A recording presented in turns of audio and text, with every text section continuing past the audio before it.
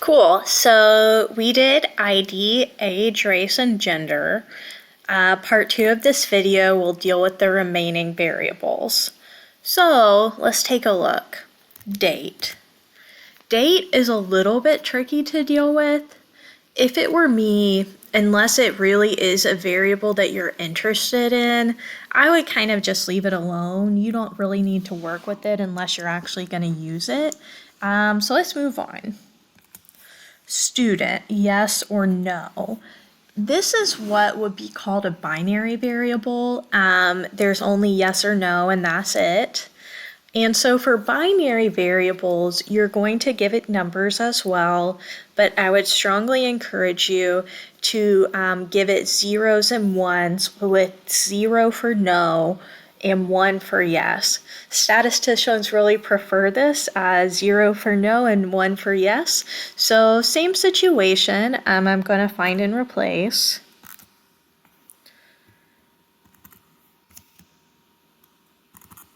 And remember, it wanted the same capitalization as what it said in Excel, so just keep that in mind. Sometimes I forget that too. And so same situation. Okay, cool. I would also be putting that in my code book. Your code book, it doesn't really have to be in any particular format because stats aren't going to be run on it.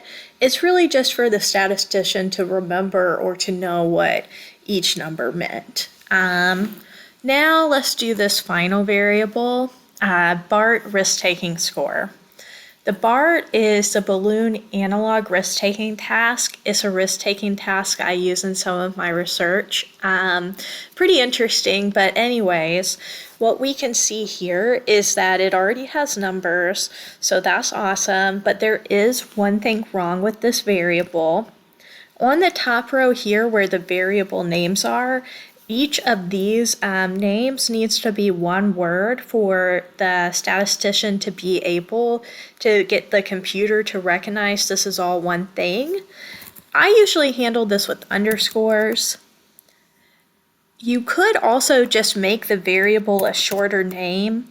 Statisticians don't generally like really long names, so this is one option of how you could do it.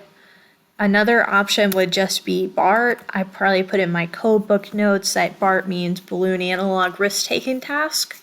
And that's about it. So hopefully part one and this part two of the video will get you started on data cleaning. And from there, you'll be able to get to start to explore your data with a statistician.